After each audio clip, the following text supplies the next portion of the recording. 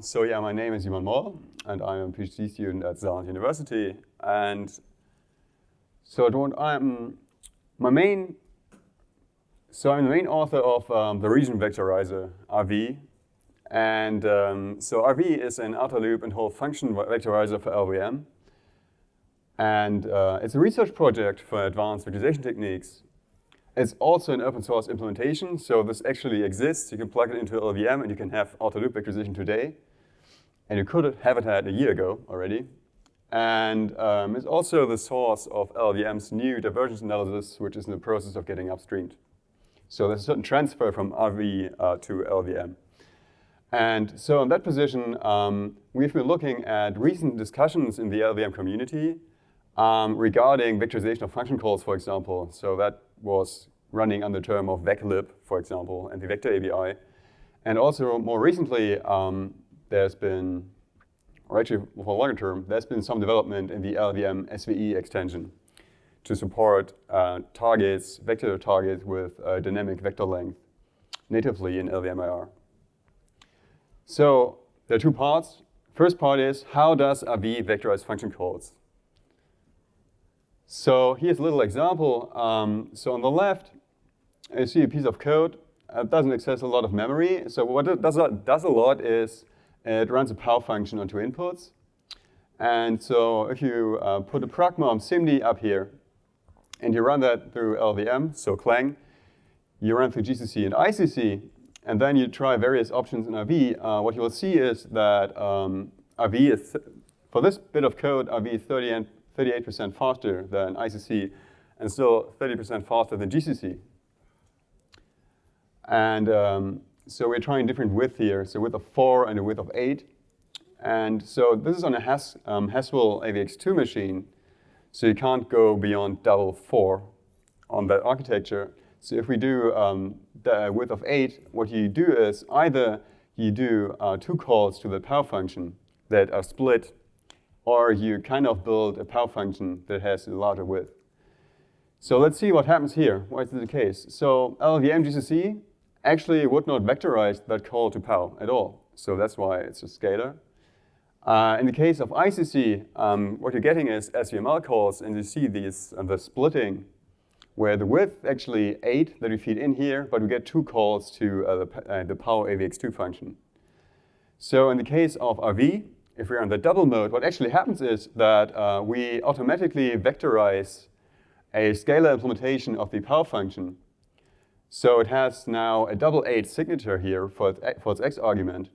And actually, we see that the y argument is just a uniform value, so that function is specialized to operate on a scalar value for a second operand. So we get a double palm specialized signature, and that's actually faster than what you get for splitting of calls. Okay. So the question is, how do we do it? Well, what you could ask is, okay, well, this is all good and nice. So you have this in your tool, but we can have this today, right?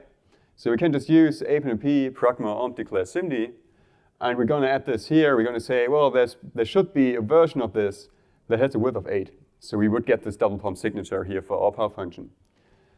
And then what happens is that if you do that on the C side of things, in the IR, you will get these vector variant attributes here. So basically, these are vector ABI signatures for the power function for different versions of it. And there's one string for each possible incarnation here. So why don't we just use that? Case closed, right? Well, just let's look at an example here. So say we have this function foo, and foo takes in 2 double arguments and 1 int argument. And now let's just look at how many variants we could get. So we could get a variant, we could use the in-branch clause, and we could use the branch clause. So we get 2 versions here for an additional mask argument. Then there's a factor of 3, right? So we could get the native width. So in the case of AVX2, that would be a width of 4, because there's a double argument here. We could have a double palm signature, then it's 8. We could also go for half vector width, which could be interesting, for example, for SLP vectorization. There's a talk coming up about that later. So that's a factor of 3. So then there's another factor of 3, because the different call ABIs, the SIMD ABIs, so this could be AVX512, AVX2, then various flavors of SSE, and there's more. There's Neo and Advanced SIMD, the list goes on. And then, well, so Vector ABI allows you to specify different shapes for your inputs. For example, you could say the first argument could be uniform or it could be varying, as we did for the second argument in the power function in the example. So let's say that for the double arguments, we get basically varying or uniform input. So there are two arguments, so that's 2 to the power of 2. And then for int, let's say, well, it could be uniform, it could be varying. It could also have some kind of stride, so that's supported by OpenMP. So that gives you a factor 3.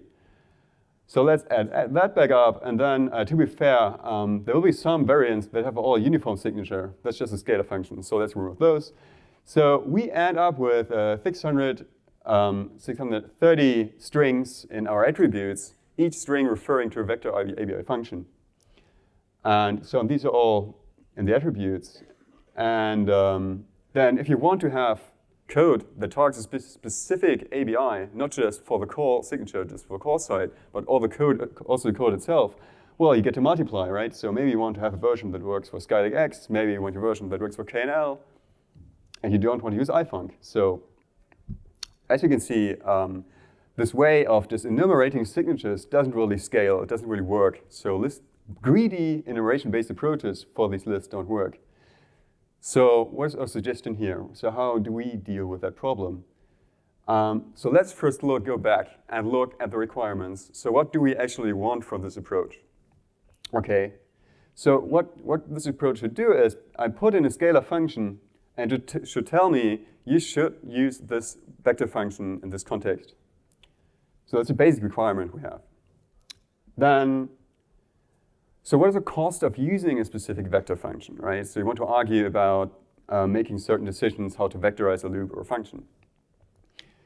Then the third point is, if I have a function, and what's rarely mentioned in Vector ABI, actually it's not mentioned at all, is you can have different return type shapes for your functions. So what I mean by that is, say we got the sign function here, and we feed in a varying value, we could get out a varying value. So that's kind of expected if you're working with these pragma declare SIMD functions. So that means basically, okay, you could have completely unrelated return values on the lanes. But what if we're, say, in the context of OpenCL, or, then it could be a consecutive shape. So it would be an L1 shape in Vector ABI, which means these are just consecutively numbered. So we got contiguous numbering here, and that's all possible outcomes we could get. And then there's more advanced stuff that we also do in RV, which is a bit like ISPC, where you can have functions that are basically summary functions over the inputs. And one example of that is the NE function. So that takes in a bit, basically. And this is a varying bit. And then it returns whether any lane is true or not. And then you could have ballot, you could have all. In that case, the return type is actually uniform. So this is something we might want. Also, considering that we're going to use this also in the new divergence analysis, which will also be applied in the context of GPU codes, right? Where you get this more often. Say this could be a shuffle intrinsic or something. And if it's a uniform input, well, your shuffled result will be uniform as well. So how do we deal with it? So looking at this example again, we got this power function, and we see what we have is called the resolver service. Okay, so how does it work? Well, if we look at this function power here, we issue a request to our resolver service, and we feed in some context information like, okay, the name of the function we want to vectorize is pow. It has a certain scalar signature, so that's not really unexpected. Then we were vectorizing to a width of 8, so we pass that on to the resolver as well. And we pass in the argument shapes we got. So this varying for the first argument, since that depends on the vectorized loop. And the second argument is just that parameter to the function. So it's uniform, and there's more. And then the resolver service will just compute, and then that will return a function provider object, and that gives us certain information, like, for example, yeah, you should use that function here. And by the way, that function is now available in your module. And so the result shape of this power call here is varying, and there will be some notion of cost. And that's not just one resolver, but that's actually a chain of resolvers. So we have a list resolver, sleeve resolver, recursive resolver, and I'll show you how those chain together. So if you have an example like this, so we have here a loop that calls a bar function, and we have pragma declare SIMD on that bar function. then what will happen is, so we want to vectorize the bar call. So we enter the first resolver in the chain, which is a list resolver. So what does that one do? Well, basically, that one just implements the list-based mapping to vector ABI signatures that you find in the scalar function attributes. And it's the first in the chain of resolvers because in case the user has specified pragma declare SIMD, we want to prioritize that, right? So we want to protect user intent. User intent should go first. And so what will happen is this resolver will say, well, yes, I got this vector ABI signature for you. You can use the call now. So in case there's no such thing, so we want to vectorize a loop, there's a power function here, but no pragma declare SIMD. So the request goes to list resolver that doesn't have any entry in its list. So the request is just a forward to the sleeve resolver. And what the sleeve resolver does is that internally, when you build RV, you get basically built in the sleeve vector math library. And this is bitcode that's now just part of RV. And the first step is to just look for a vector implementation in one of those modules. We're compiling for a Haskell architecture, so we're going to look in the AVX module, but we're not going to find that function there because we're looking for a width of 8. So instead, RV also has a scalar module that's a sleeve vector math library compiled to bitcode, scalar code, and we're going to auto-vectorize it for a signature. So that happens in this case, so we can pass that on. But also, the sleeve resolver is configurable, so you can configure the error bound you want on your math functions. So you can tell it, yes, I want a certain ULP error bound, and then it will only consider functions after that error.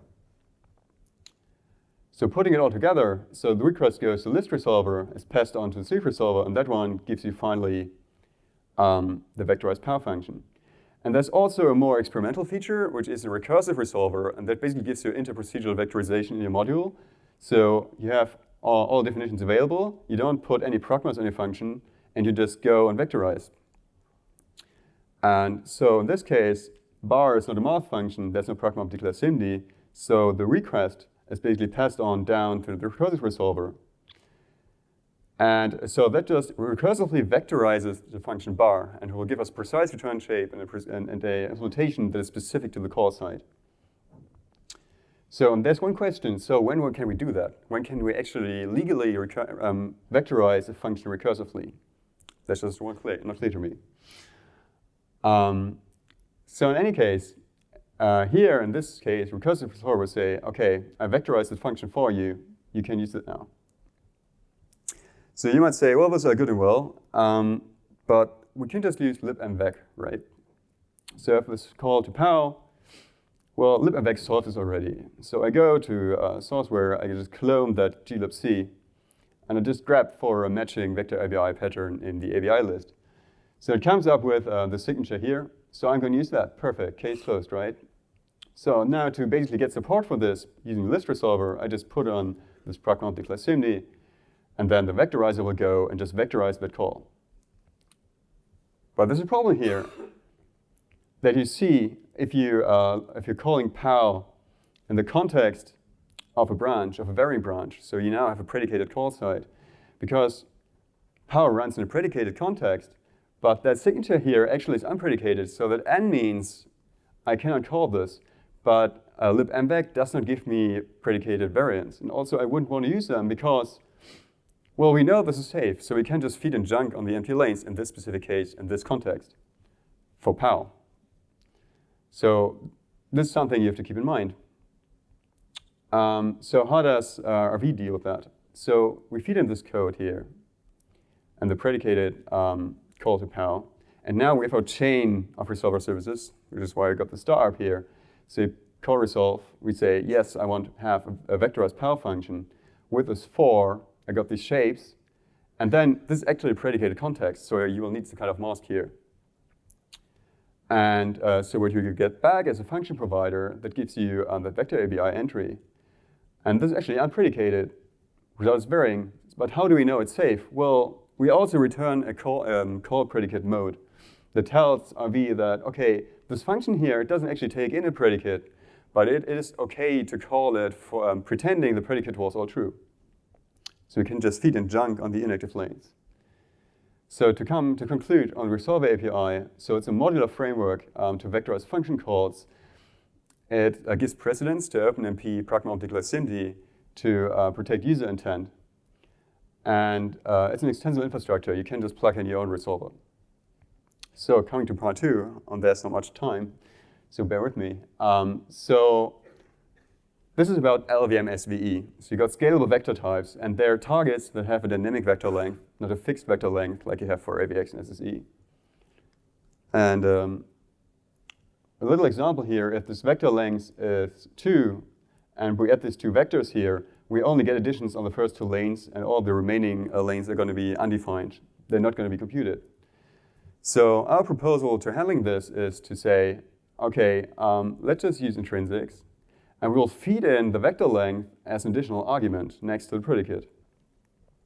And if you've been wondering, what is this? So this is our shorthand notation for scalable because it's just a mouthful. I think it's much too verbose, so that's the notation we use here. So going back to that call, so we pass in the mask and the vector length.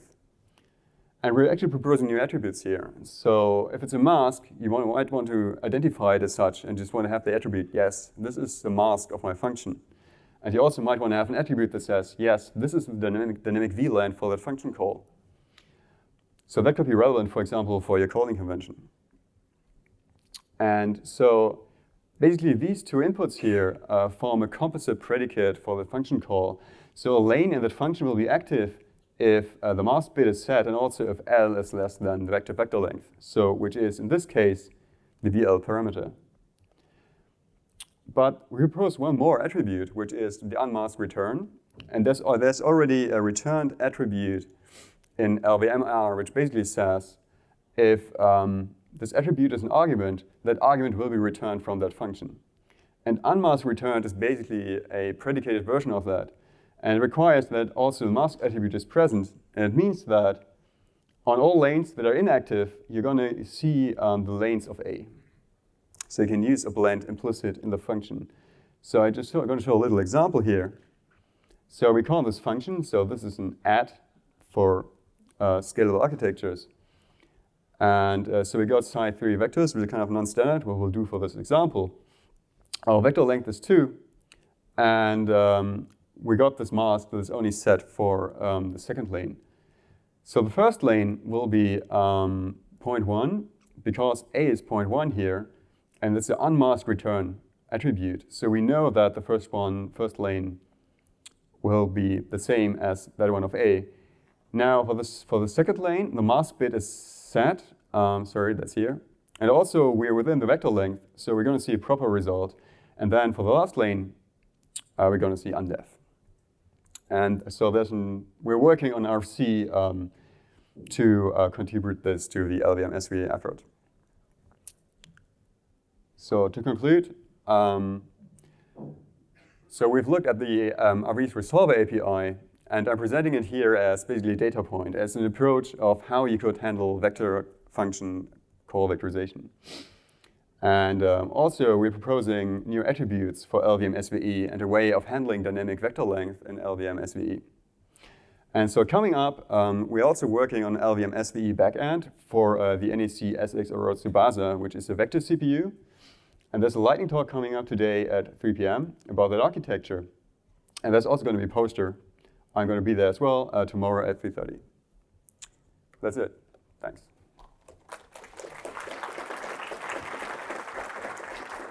Thank you, Simon. Are there any questions? No?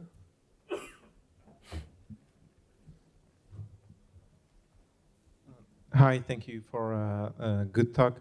I have a question about the Resolver engine. So it seems that you need some kind of metadata for all the functions, like the provided precision, or whether they are safe to use with masking or not.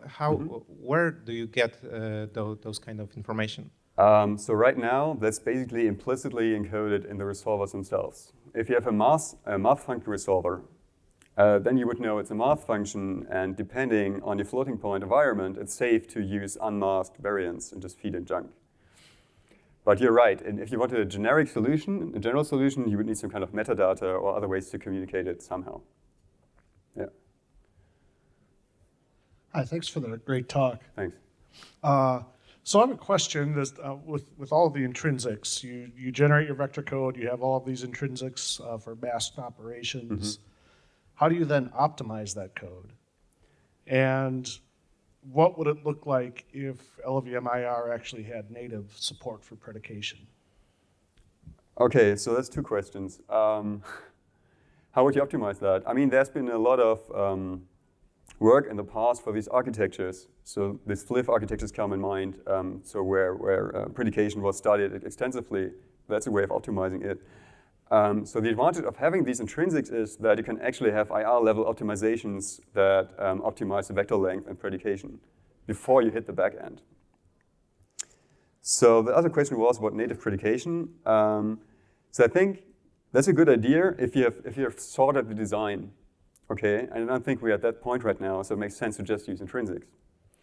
But in principle, there's no reason not to have predication. I think it's just too early.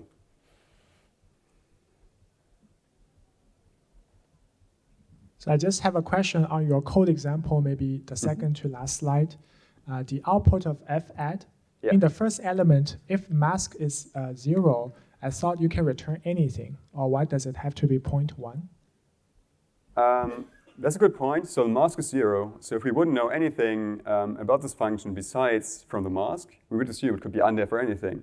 But we're proposing this new attribute, unmask return. And that basically tells us that when the mask is false and we're within the vector length, then we're going to see basically the value of A at that lane. So that's new. Yeah. Are there any more questions? I thought I saw someone. So if that's not the case, let's thank the speaker again for his talk.